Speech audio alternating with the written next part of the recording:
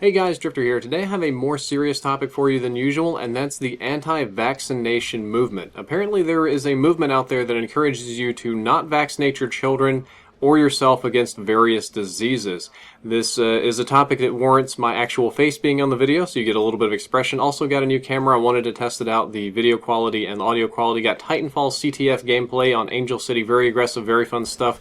But the gameplay is not nearly as important as the subject matter. This is a request by a subscriber. He wanted to know more about the anti-vaccination movement, why he should or should not get vaccinated, if it was factual, if it were true, and what's going on. So, yeah, the anti-vaccination movement is a thing that's real. Like, of all the things that we have in this world to worry about, we're worried about if our vaccines are safe or not. I guess it kind of makes sense because you don't want to get some sort of disease.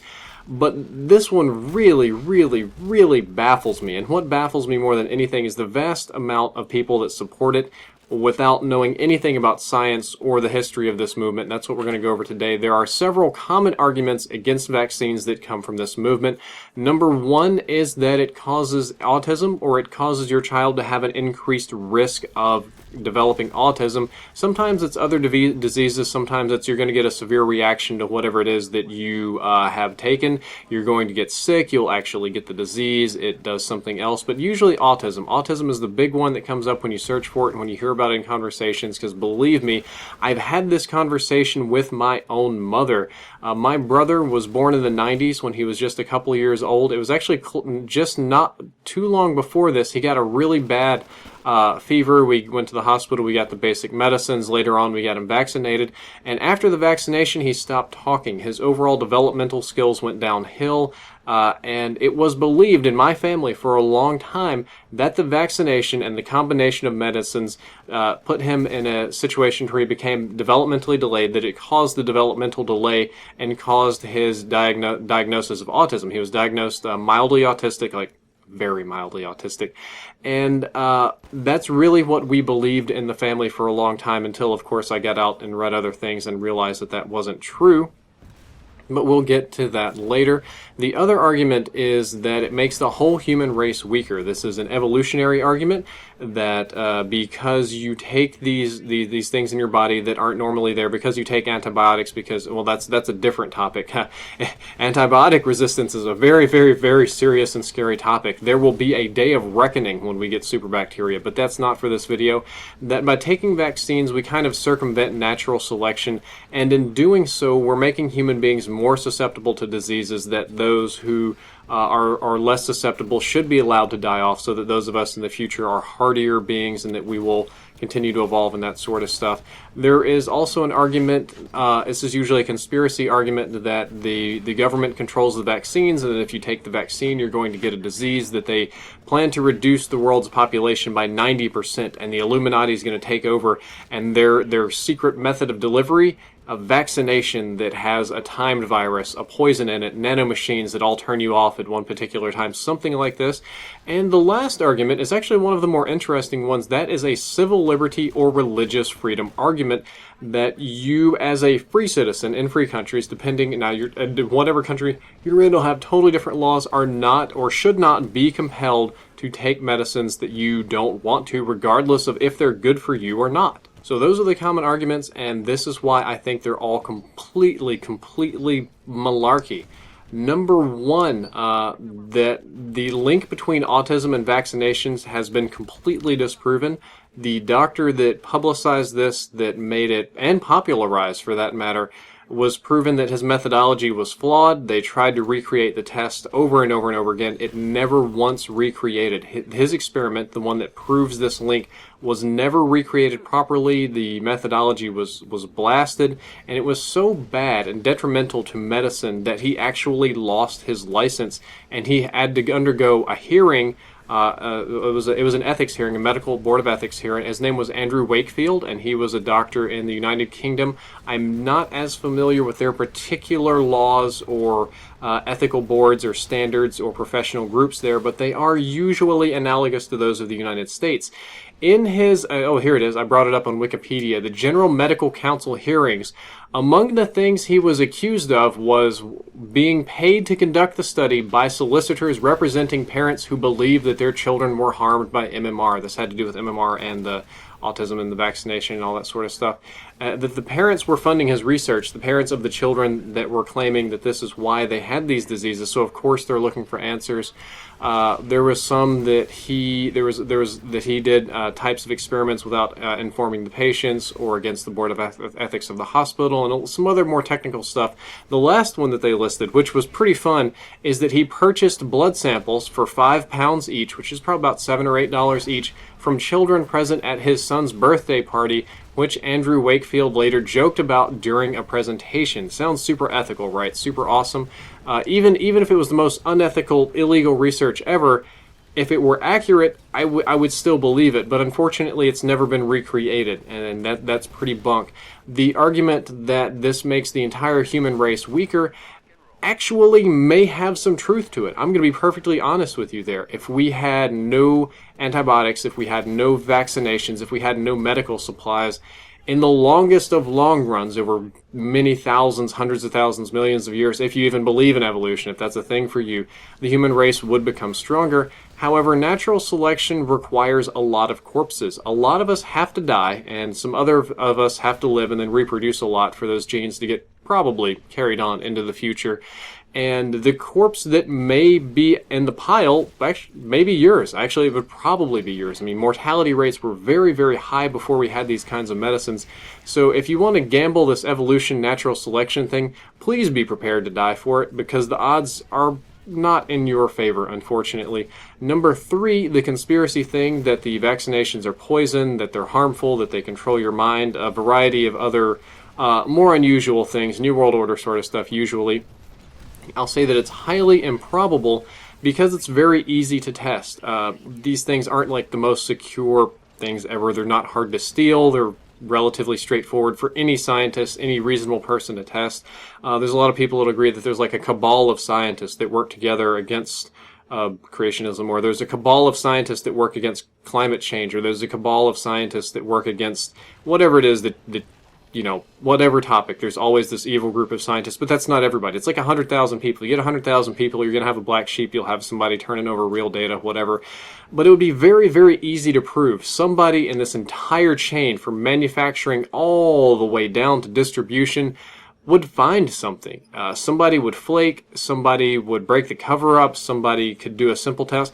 Honestly, I could probably purchase equipment through Amazon and do some homework and come up with some decent tests to see if this works. Not that it would be simple. I mean, it would take me a couple months to set this up, going from zero knowledge to, enough to test this, but it's doable, and somebody could do it and find whatever was wrong with your vaccination. And again, the 4th argument is the more interesting one, that it's against your civil liberty or your religious freedom. And again, this varies greatly depending on which country you may or may not be in. But we'll start within the United States, because that's the system that I understand the best. We have a lot of personal freedom, a lot of civil liberties, and it comes down to the question is, what if I'm doing something with my body to harm your body? This would be something like in a fist fight. I'll punch you in the face and knock your teeth out. Obviously, my body's hurting your body. That's assault. That's illegal. There's intentional poisoning. I believe there's a law to where if you have a contagious disease, like say AIDS or something like that, and you bite somebody or you cut them or you intentionally poison them, that counts as attempted murder or some other sort of pretty bad crime. So there is a law for that.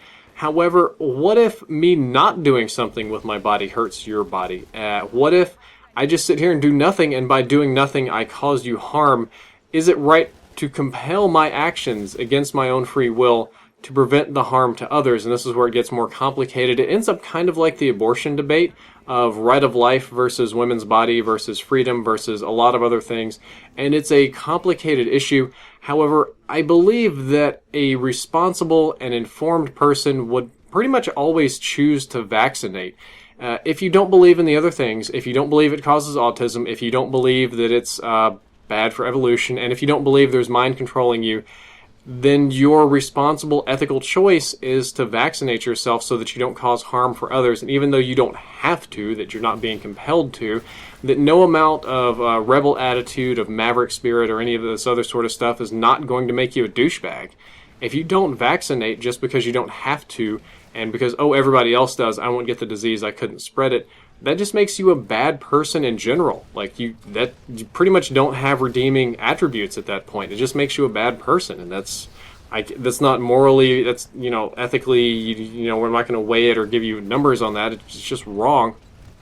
But I can take this whole thing and smash it in just a few seconds. Let's say everything I just said was BS. Let's say I'm lying out my butt that I'm not a good scientist and I don't know anything. Actually, I'm not a scientist. Let's just say I don't know anything at all. And let's use a pretty high number. Let's say that 5% of children that get vaccinations will definitely get autism. That's 1 out of 20 children in the United States are absolutely going to have autism. There's going to be a huge influx of autistic children because they got vaccines.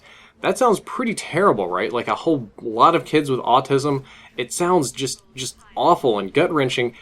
However, that's still a lot better than 20% of them dying. Do you know what children mortality rates were in the 1800s, 1700s, 1600s? Hell, even pre-1950 or 60, before vaccinations were everywhere. I mean, there were still lots of country places that didn't have them very well. They were extremely high. You'll see, average life expectancy in the world is going up. One of the biggest parts of that is just that infant mortality is down, and the rates of death by disease are way, way down. I mean, they're saying, oh, people are getting older, our technology is letting us live to be older. That's true to an extent, but there were plenty of people that lived to be extremely old back in the day. They were just healthy, they had these diseases as a kid, and they lived through and they were immune. But those that didn't live through died, and it drug the entire mortality rate down by decades, which is an astonishing feat, and it's really, really bad. So even if you get autism, it's better than being dead. Even if some kids get autism, it's better than a lot of kids being dead. So vaccinate your children. And the next question you want to ask is, how did this movement take hold? How did this become a thing? Why are we even discussing this? It has a couple of components if you've studied marketing. Number one is it has a simple, relatable scare that people will get beyond numbers. You throw numbers at people and they're just like, oh God, statistics, that's probably not going to be me. I don't like it. But if you say, your kid could get autism. What? My child could get a disease that I've heard is scary and damages their brain. I don't like this. I'm immediately paying attention. That catches people's hold. There is an authority bias to doctors who were at the time not ethical or honest. Authority bias is a type of heuristic or reasoning that human beings use very often. Appeal to authority. This person is really smart. The physicist has studied for this for years. He has to be right. My doctor is trustworthy. He is in a position of authority. He has to be right. The policeman knows what he's doing. He has to be right. This sort of thing. Oftentimes this is true, but it is not always true, which is where we go wrong. There is a generally misinformed public, both by the media that survives on hype and viewers, which thus generates ad revenue. So the more exciting title they can make, the more ad sales there are for them. And you get honest information, but not as clearly as it should be, so there's a bit of misinformation in there. And the general public is not always 100% trained on scientific skills. They don't know how to study methodology. They don't know how to study clinical reasoning. They don't understand probabilities perfectly. A lot of people don't. Hell, I don't. I'll be honest with you. Not everything I know. And because of this mismatch, you have a lot of people that can't do critical thinking and analyze these sort of things, which is bad. And another big component of this is that it started in the United Kingdom and America, big two places. I'm not an expert on British culture, not going to speak on what they have going on at all. But America's really big on counterculture. We value the lone rider, the maverick, the innovator, all this sort of thing. We're big counterculture heavy, big maverick ideology heavy. And because of this, we're also pretty conspiracy theory heavy. Not a lot of Americans really trust the government or don't have some sort of quirky belief here and there that goes against the norm. Then again, if you have every normal belief, then you're a pretty weird person for that matter. But this sort of thing, it makes you cool to be an anti-vaxxer. It makes you cool to question and challenge things that would seem normal, like you're doing this thinking out of the box sort of thing, which isn't true or isn't necessary in this point. The whole reason I'm making this video, and what really worries me, is that this kills people. Not vaccinating yourself makes other people die, including yourself. I've just got a couple of recent examples here. We'll go from the year 2000 plus, right after the British doctor made his publication about the MMR vaccine controversy and the link to autism and all these other sort of stuff. Vaccination rates plummeted. They went way down. Well, guess what happened? There was a measles outbreak. Yeah, there was like 300 cases of measles within a year. It was an astonishing surge of a disease that had previously almost been eradicated. Scary even. There was one in Nigeria, and I know you're like, oh, Nigeria. Oh, no, they have vaccines in Nigeria. We ship them. They make their own. They have a board of public health and safety. But there was a religious movement that started to cause distrust against Western medicine. This was in 2001. And because the Western medicine was bad and there was, religious controversy, there were a lot of people that didn't get vaccines. Polio came back. Polio? FDR was like the last person in the world to have polio, and that was in 1930s or 40s. That's getting close to 100 years ago now. Polio was back in Nigeria because people aren't vaccinating. In Indiana, in the United States, 2005, and in other states in 2013, there were more measles outbreaks because this idea took root that parents shouldn't vaccinate their children because they could get autism or other broad-spectrum diseases. And measles, again, measles? What? That's something I read in the history books. Why is that back in my life? Why do I have to deal with measles? It's because this idea took hold and caused action which allowed measles to come back. And it's a very scary thing. So if you take home anything from this video, please do your homework, research before you do something complicated with your body. And for the love of God, get a vaccination. I don't want to see any more weird outbreaks. Please. That's it. Drifter out.